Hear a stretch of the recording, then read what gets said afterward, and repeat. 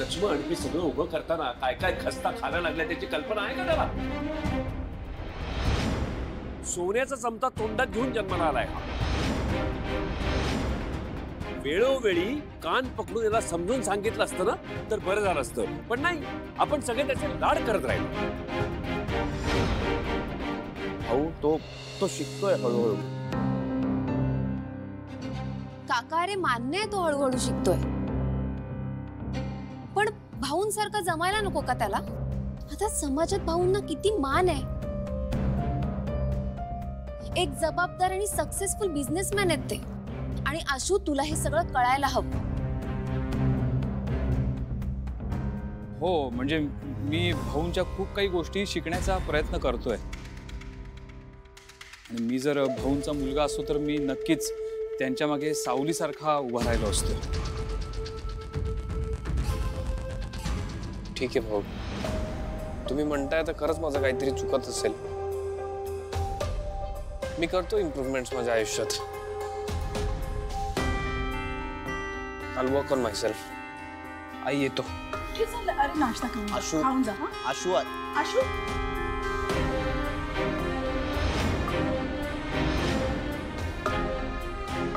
गेला ना उपाशी तो. झालं समाधान तुमचं? जाऊ दे, काही बिघडत नाही, येईल तो परत. आणि तसाही तो मोठा झालाय, लग्न करतोय आपण त्याचं. सगळ्या गोष्टी त्याला समजायला हव्यात.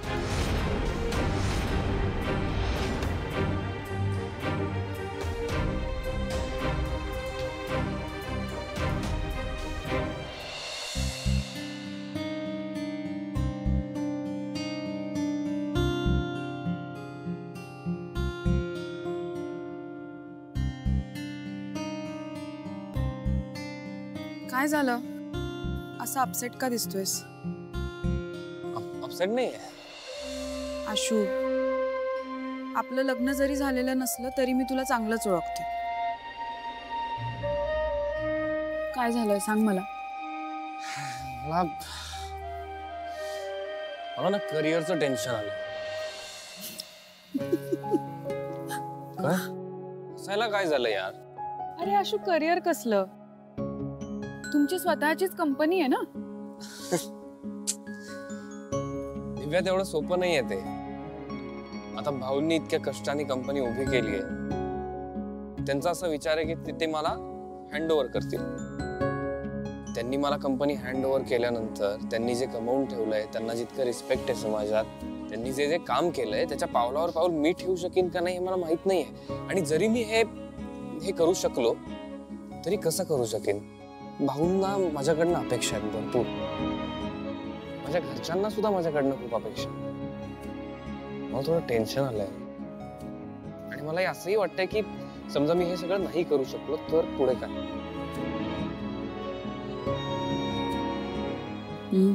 दुसरं कोणाला सांगता येत नाहीये म्हणून हा याचं दुःख मला येऊन सांगतोय.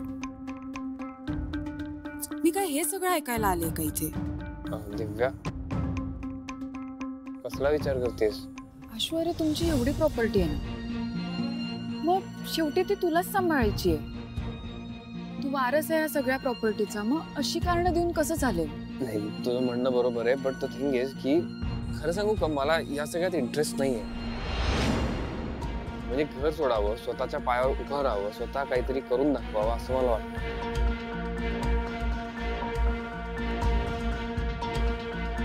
काय बोलतोय? यांनी जर घर सोडलं तर सगळं संपेल. ते घर, दागिने सगळं हातातून जाईल. दिव्या, ऐश्वर्या, असा विचार करून कसं चालेल? तू चॅलेंज म्हणून घे ना सगळं. मला माहितीये तू करू शकतोस, तू खूप टॅलेंटेड आहेस, पण असं घर सोडायचा विचार नको करूस. तुझं म्हणणं बरोबर आहे, पण आपली काही स्वप्न असतात ना. आणि प्लस मला ना ते कामाचं प्रेशर आहे ते आता भाऊंकडनं पण थोडंसं जाणवायला लागलंय. I don't know, may be आज जे झालं ते चांगलं असेल. पण काय स्वप्न? मला नाही कळत आहे. अरे तू प्लीज. इट्स ओके, जाऊ दे. मी ना तुला उगाच माझ्या बोरिंग लाईफ विषयी सांगतोय, काहीच गरज नाही त्याची. एनिवे, तू मला तुझ्याबद्दल सांग ना. काही नाही, सगळं व्यवस्थित आहे.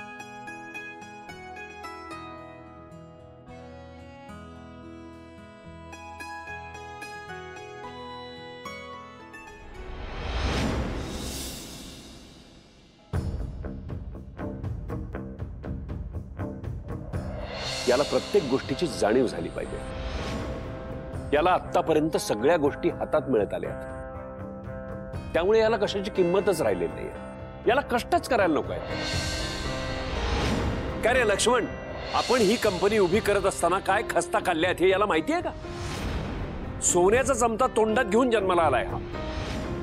वेळोवेळी कान पकडून याला समजून सांगितलं असतं ना तर बरं झालं असतं, पण नाही, आपण सगळे त्याचे लाड करत राहिलो. सीता,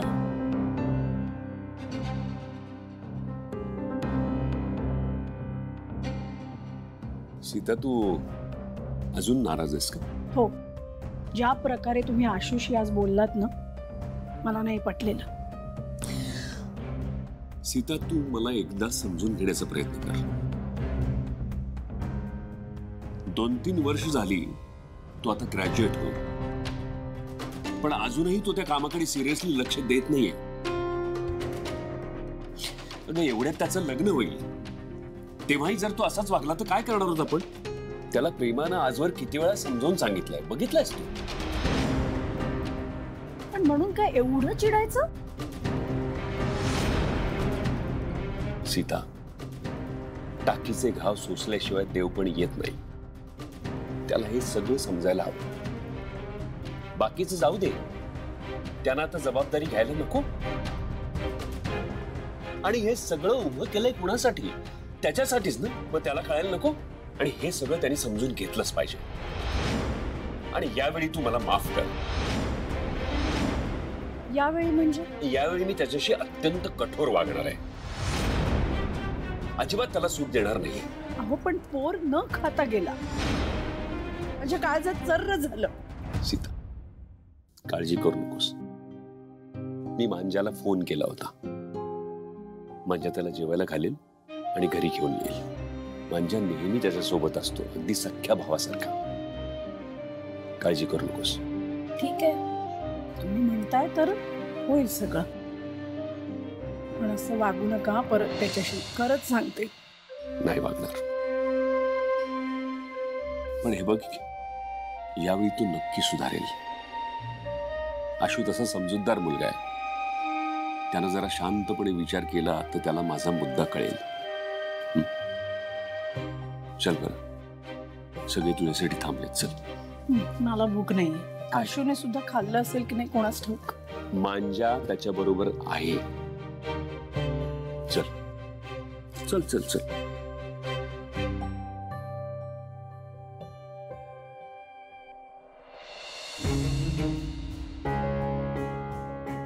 आशू, अजून किती वेळ असा उभा राहणार आहे? चल घरी जाऊ. चल. मला घरी जायची इच्छा नाहीये मांजा. मी गाडी चालवतो, तू बस. दे चावी दे. बरं, दिव्याला भेटला का? सांगितलं तिला सगळं? सांगितलं. काय बोलली? काय बोलणार? म्हणजे मला ना फ्रस्ट्रेशन आलंय. फ्रस्ट्रेशन आलंय सगळं.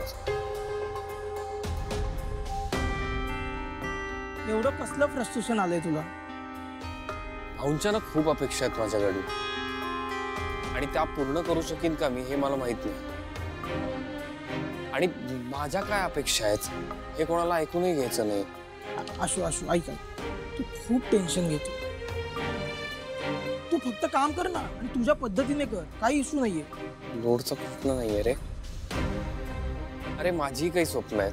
मलाही काही गोष्टी बिझनेस मध्ये इम्प्लिमेंट करायच्या आहेत. माझ्याही काही आयडियाज आहेत आणि मला कोणाशीच बोलता येत नाही. हा त्यातला एक.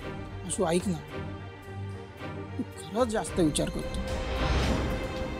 आणि कुणाला सांगू म्हणजे आम्ही नाही होत ना.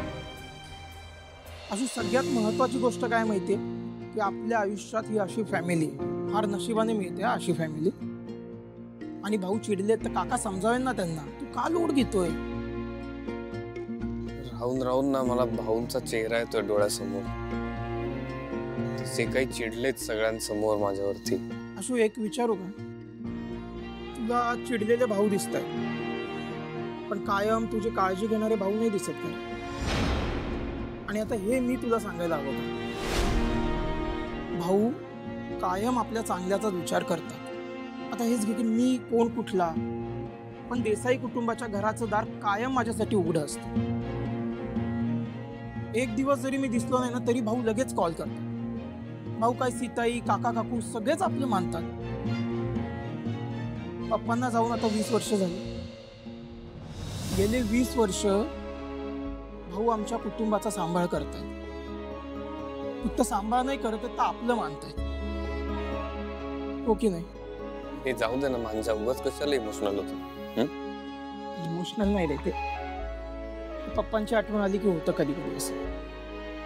आशू पप्पांना मला कायम सांगायचे, भाऊंनी खूप मेहनत करून 18 तास काम करून हे सगळं उभं केलं.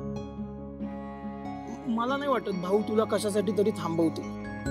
हा फक्त त्यांचं एवढंच म्हणणं आहे की जे करशील ना ते जबरदस्ती नको, तर जबाबदारी नको. मला माहितीये की भाऊ जे काही म्हणतात ते माझ्या चांगल्यासाठीच असतं. कळतंय ना? मग झालं रे. अरे मित्र गेला म्हणून 20 वर्ष त्याच्या फॅमिलीला सांभाळणारे भाऊ, त्यांच्या स्वतःच्या मुलाला काय वाटतंय काय हवंय हे त्यांना कळणार नाही. म्हणून किती चिडलास ना तरी चुकूनही भाऊंच्या हेतूवर शंका घेऊ. बरं आशू ऐक, सीताई खूप टेन्शन मध्ये, आपण घरी जाऊया.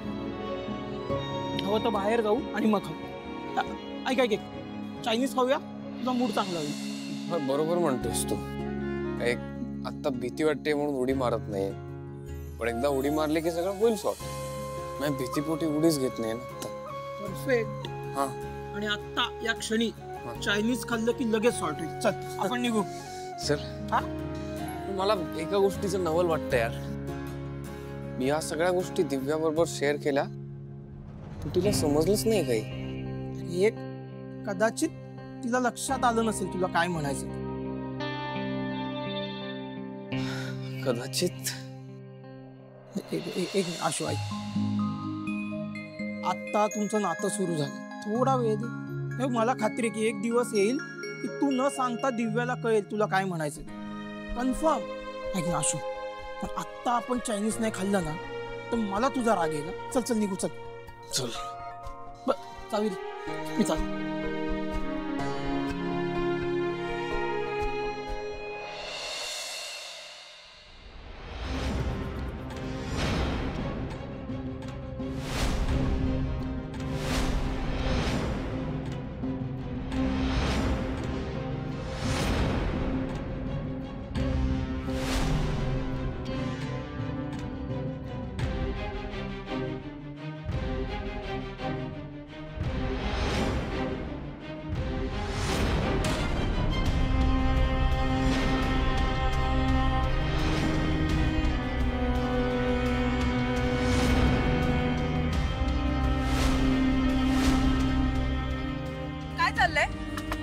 बाहेर या, बाहेर या.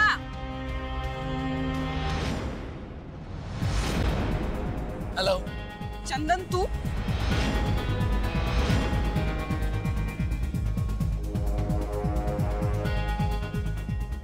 हेलो, तुम जहाँ हम वहाँ. काय मूर्खपणा आहे हा. दिव्या, आय एम सो सॉरी. पण अगं तू फोन पण उचलत नव्हतीस, तू भेटायला पण तयार नव्हतीस. मग माझ्याकडे काय ऑप्शन होता दुसरा, सांग ना. You know I love you right. मला खूप गोष्टी सांगायच्यात तुला. मी ना हे सगळं परत परत ऐकून कंटाळली. तू नको बोलूस, हे सगळं वीट आलंय मला. असं नको करूस दिव्या. तुला माहितीये मी तुझ्याशिवाय नाही जगू शकत. मी तुझ्यासाठी वाटेल ते करायला तयार आहे. मी जगातली सगळी सुख तुझ्या पायाशी आणून ठेवीन. आशू काय आणि हा काय, ह्यांना फक्त प्रेम प्रेम एवढंच बोलता येतं. पण आज आशू जे बोलला, जर खरंच त्याने घर सोडलं तर माझं अवघड होईल. चंदनची कॉन्टॅक्ट मध्ये राहायला काही हरकत नाहीये म्हणा.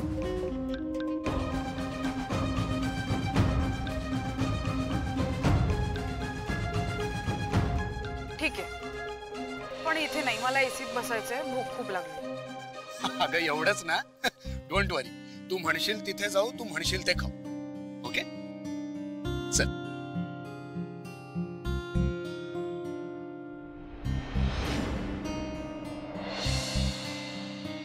थँक्यू.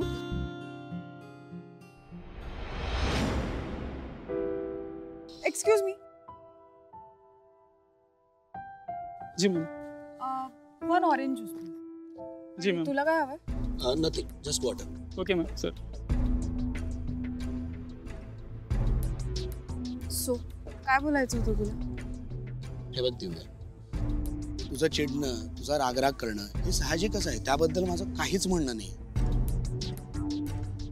पण मला तुला काय सांगायचं ते एकदा नीट समजून तरी घे प्लीज. ठीक आहे, समजून घेते. मला आधी सांग, तू घरी कधी सांगणार आहेस तुझ्या? एकच पाढा का वाचतेस तू दिव्या? अगं ऐकून तरी घे माझं काय म्हणणं आहे. हे बघ, आपल्याबद्दल मी माझ्या आई बाबांना सांगणारच आहे, त्यात काहीच वाद नाही. तोपर्यंत तुम्हाला भेटणं बोलणं बंद नको करू, एवढीच अपेक्षा आहे. तुझं मी किती केलंय ग तुझ्यासाठी, अजूनही प्रयत्न करतोय. हे बघ, पैसा सगळ्यांकडेच असतो, पण तू मला सांग की तुला एवढा समजून घेणारा, तुला काय हवं काय नको ते नेहमी बघणारा माझ्यासारखा दुसरा मिळेल का तुला? हे अगदी खरंय.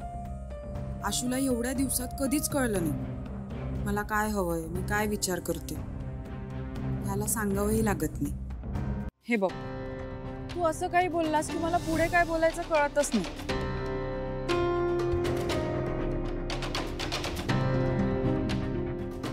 वेटर,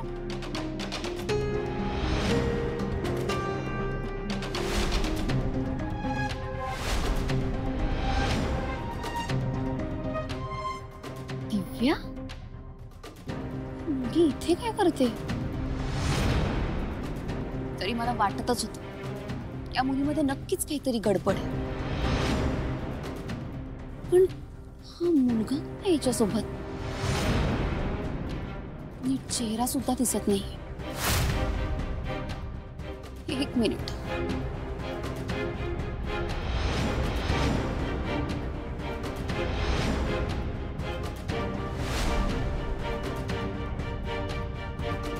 आता हा पुरावा पुरेसा आहे माझ्या लाडक्या आशूचं लग्न मोडण्यासाठी. बिचारी आई. आई, आता तुझ्या घरची लक्ष्मी कधीच येणार नाहीये तुझ्या घरी.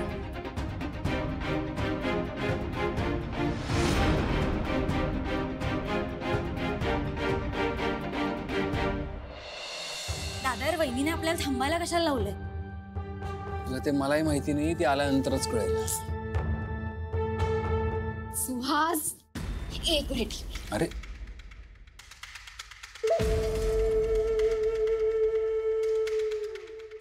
सुहास, मी तुम्हाला आज जी न्यूज सांगणार आहे ना, ती ऐकून तुम्हाला इतका आनंद होणार आहे ना, एवढं भारी वाटणार आहे ना.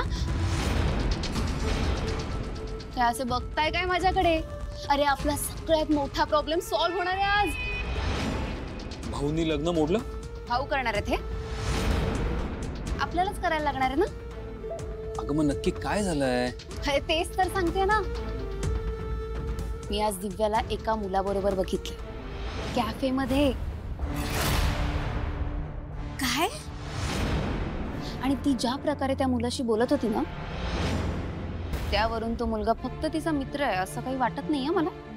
मॅटर काहीतरी वेगळं आहे. सांगतेस काय?